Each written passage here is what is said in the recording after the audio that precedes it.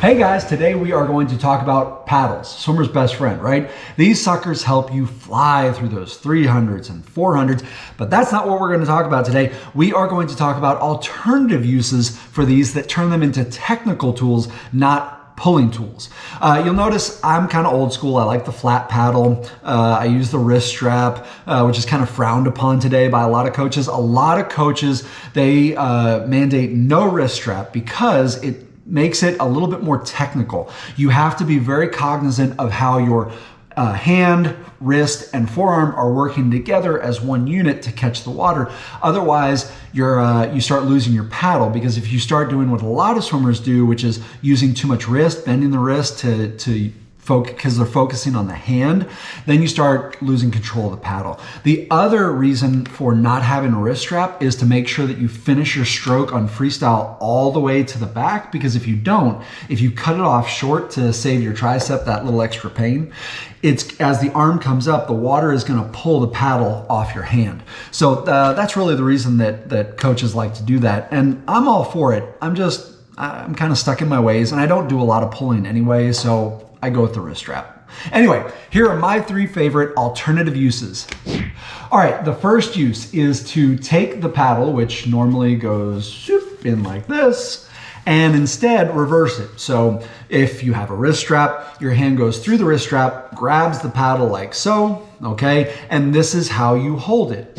The reason for doing this is to eliminate any kind of wrist bend that you have in your stroke. Because a lot of swimmers, they've heard so much about early catch, I've got to get water out front. And the body instinctively tries to take the path of least resistance, the easiest way out. And so it tricks you. And it tricks you by bending the wrist and getting that early catch, but you're only getting that early catch with the hand. You need it with the palm, the wrist, and part of your forearm, and that's what this does. It helps you, number one, prevent the wrist from bending, as you can see, but then also heightens your awareness of getting pressure on the paddle, which is now partly your forearm and your wrist, and getting that early in the catch, as you can see here in this underwater video.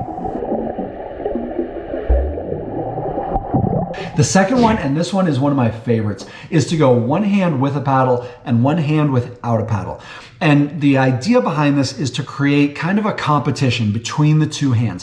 Which one can pull more water? Now, obviously the paddle is going to pull more water, but think of your arms, your hands as independent beings, okay? And this one gets an unfair advantage. This one's got to try to keep up, like life or death, right? Okay, so this one has to work smarter, not just harder. And so in doing that, the power and the distance per stroke, the DPS of this arm is going to improve, trying to keep pace with this one.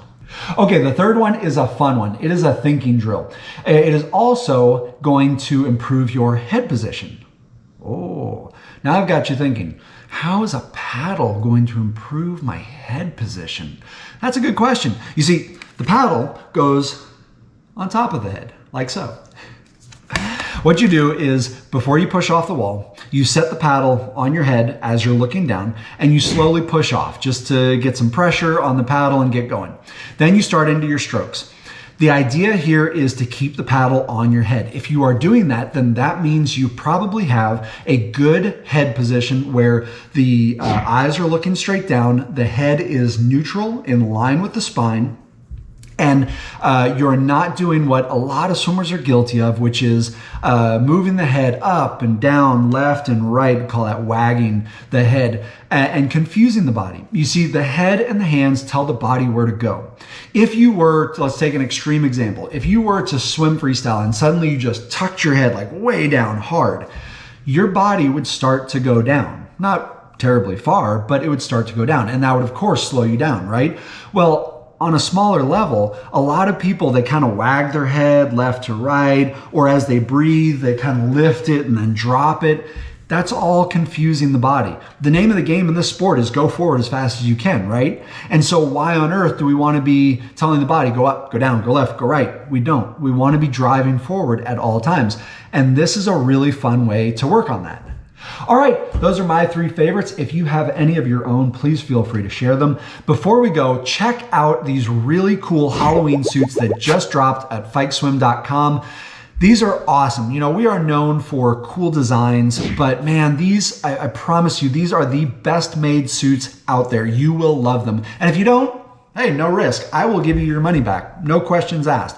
But go check them out. We're always dropping new designs, and also an animated short. I love doing these little videos where when we do seasonal drops like this, we pull characters out of the suits, we animate them, bring them to life, and give them their own little featured film. So stay tuned for that on social, maybe on here. And good luck with your swimming. I hope this has helped you swim different and swim faster.